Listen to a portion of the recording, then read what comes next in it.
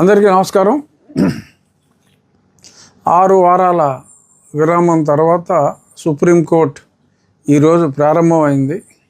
తొలి రోజే మన item court number 2 justice Vikram Nath గారి బెంచ్లో వచ్చింది. మే 21వ తారీఖు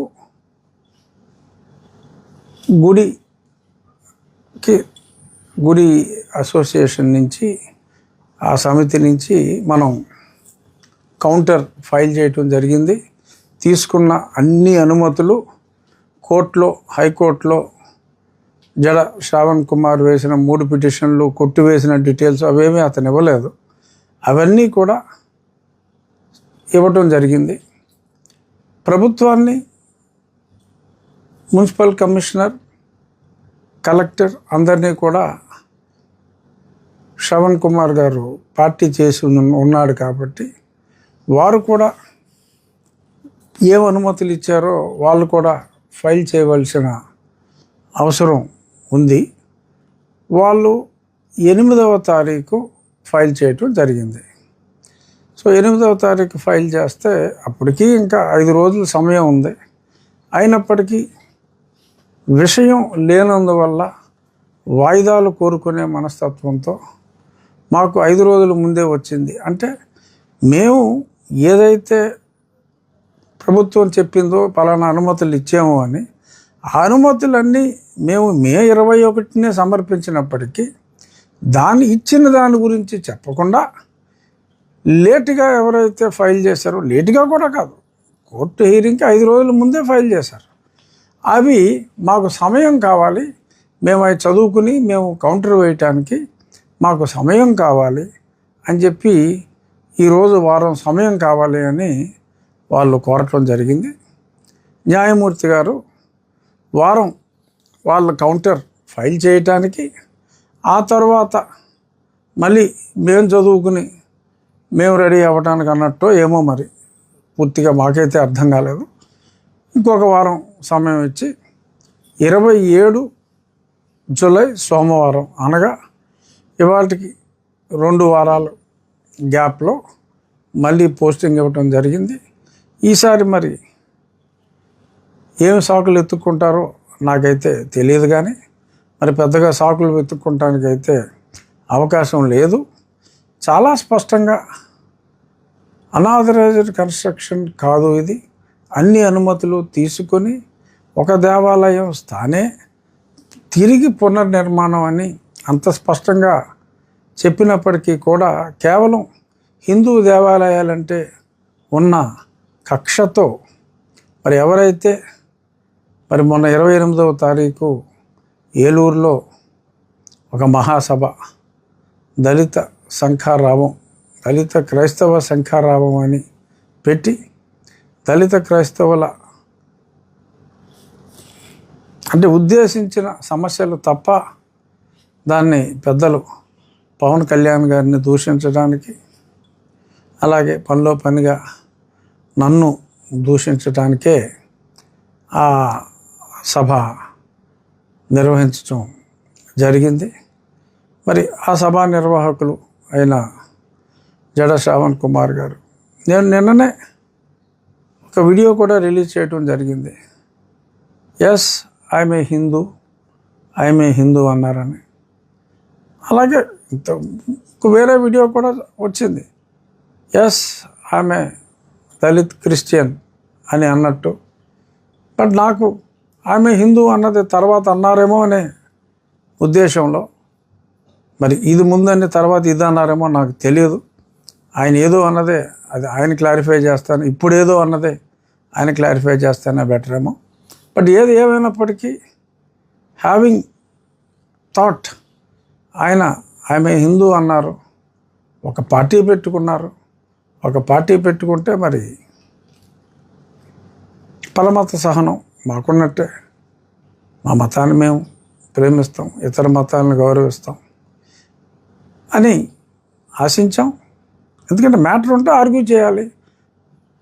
న్యాయం వారి పక్కన ఉంటే సుప్రీంకోర్టు వారికి అనుకూలంగా వేస్తుంది, మా పక్కన ఉంటే మాకు అనుగుణంగా ఉంటుంది. కానీ అసలు వాదనలకే అవకాశం లేకుండా వాయిదాలు వేయటం అనేది అది వారి విచక్షణకి సరే ప్రజలు గ్రహిస్తారు. 80% ఉన్న వారి మనోభావాల్ని ఇంత దారుణంగా దెబ్బతీయటం అనేది సమంజసం కాదు. అయినప్పటికీ నో రిగ్రెట్స్. ఎందుకంటే దీనివలన మా దేవాలయ సమితికి కానీ మా శ్రీరామ భక్తులకు కానీ వచ్చిన నష్టం ఏమాత్రం ఈషన్ మాత్రం లేదు. ఎందుకు అనేది నేను ఇప్పుడు మీకు చూపిస్తా. ప్లే చేయి.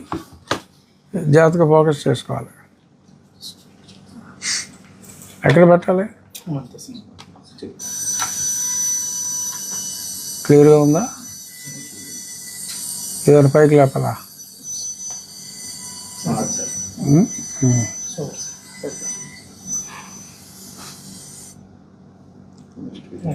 Next video.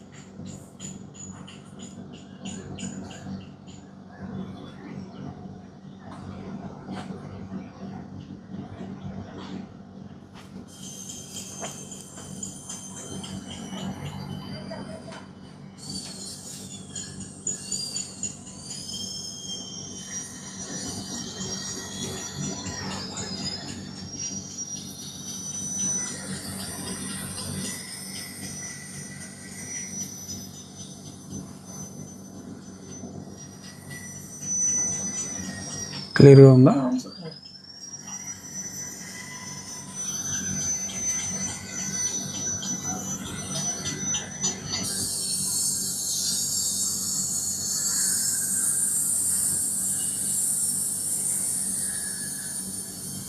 సరిపోతుంది, అర్థమవుతుందా? సో ఆ రకంగా గన్నవరం దగ్గర స్వామీజీ శ్రీ శ్రీ శ్రీ కమలానంద భారతి గారి ఆశ్రమం దగ్గర ఎయిర్పోర్ట్కి జస్ట్ ఆపోజిటే ఉంటుంది, గన్నవరం ఎయిర్పోర్ట్కి. అక్కడ రెడీ అవుతుంది. కృష్ణ శిలలన్నీ, రా బ్లాక్స్ అన్నీ అక్కడికి చేర్చి యాజ్ పర్ ద ప్లాన్, మన ప్లాన్ ఎలా ఉందో అలాగా అన్ని శిలలు రెడీ అవుతున్నాయి. కటింగ్ ఇదంతా ఇక్కడ మనం ఆల్రెడీ ఫౌండేషన్స్ గతంలోనే ప్రముఖ దళిత క్రైస్తవ నాయకులు కోర్టుకి వెళ్ళక ముందే మనం ఫౌండేషన్స్ అన్నీ పూర్తి చేయటం జరిగినాయి. అక్కడ దేవాలయం ఏ రాయికి ఆ రాయ ఒకదానిపైన ఒకటి ఎరెక్షన్ చేసుకోవటమే మన పని. యాజ్ పర్ ద డిజైన్ మొత్తం టెంపుల్ టాప్తో సహా అన్ని పీసెస్ రెడీ అవుతున్నాయి. ఆగస్ట్ నెలాఖరు వరకు మనకి గన్నవరం దగ్గర పని ఉంది.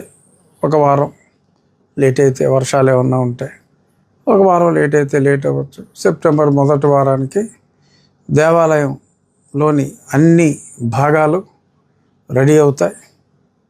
ఆ పిదప మనకు ఒక 2 నెలల్లో ఎలక్షన్కి సమయం పడుతుంది. సో ఈ 27వ తారీఖు తర్వాత శ్రావణ కుమారులు ఇతర కుమారులతో కలిసి ఇంకో వారం లేట్ చేసుకున్నప్పటికీ కూడా మనకి 1 గంట కూడా దాని వలన దేవాలయ నిర్మాణానికి ఎటువంటి ఆటంకం రాదు. వారి కుట్రలు వారిని మనం నిన్న చెప్పాం. నిజంగా హిందువుల మీద మీకు ద్వేషభావం లేకపోతే సహకరించమని మనం చెప్పాం. ఎందుకంటే ఇతర మతస్థుల మనోభావాలను ఎందుకు దెబ్బతీయాలి మీరు అనే ఉద్దేశం మీద చెప్పడం జరిగింది. కానీ మీ విధానం మీరు మార్చుకోరు. సరే, దేనికైనా ప్రతి దాంట్లో కూడా in every crisis there is an opportunity అని మా పెద్దలు చంద్రబాబు నాయుడు గారు ఎప్పుడూ చెప్తూ ఉంటారు. సరే, మేము మరింత సంఘటితమై మా మతాన్ని, మా అభిమతాన్ని మరి సంఘటితం చేసుకొని పటిష్టం చేసుకోవాల్సిన అవసరం ఉందేమో అని ఇటువంటి చేష్టల ద్వారా మేము మరింత సంఘటితం అవటానికి దోహదపడుతుంది. శ్రీరామ భక్తులకు ఆ దేవాలయానికి విరాళం ఇచ్చిన 100 రూపాయల దగ్గర నుంచి విరాళం ఇచ్చిన 10,000 వరకు విరాళం ఇచ్చిన దాతలందరికీ కూడా నేను చెప్పేది ఏమిటంటే, ఎటువంటి ఆలస్యం జరగకుండా దేవాలయ నిర్మాణం ఎవరెన్ని అవాంతరాలు కలిగించినా కూడా సమయం మనకి వేస్ట్ అవ్వకుండా దానికి అన్ని ఏర్పాట్లు మనం చేసుకోవటం జరిగింది. సెప్టెంబర్ మొదటి వారంలో క్రేన్తో చకచక ఎరెక్షన్ చేసుకోవటమే మనకి మిగిలి ఉన్నది. అప్పటి వరకు అక్కడ పనులు జరుగుతూ ఉంటాయి. ఇందాక చెప్పినట్టు ఎవరైనా అటుగా వెళ్తే గన్నవరం ఎయిర్పోర్ట్కి ఆపోజిట్లోనే ఎవరిని అడిగినా చెప్తారు కమలానంద భారతి గారి ఆశ్రమం ఎక్కడ అని. దానికి పక్కనే 100 గజాల దూరంలో మన ఒక దత్త పీఠం వారి ఆశ్రమం కూడా అక్కడ ఒకటి ఉంది.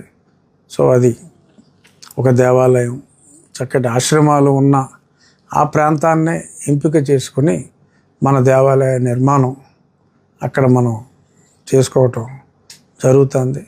భక్తులు అక్కడికి వెళ్ళి దాన్ని పరిశీలించవచ్చు. శ్రీరాముని దయ వలన ఖచ్చితంగా ఈ చిన్న చిన్న ఆటంకాలు మనం సిరివెన్నెల గారి పాటలో తగిలే రాళ్లను పునాది చేసి ఎదగాలి అని చెప్పారు. అలాగే శ్రావణ కుమారులు మనపై, మన మతంపై విసిరిన ఈ రాళ్ళనే పునాదిగా చేసుకొని మరింత సంఘటితం అవుదాం. థ్యాంక్స్ శ్రావణ్ కుమార్ గారు. మాలో చక్కటి ఐక్యతకి దోహదపడినందుకు మీకు నేను ధన్యవాదాలు తెలియజేస్తున్నాను. జై శ్రీరామ్.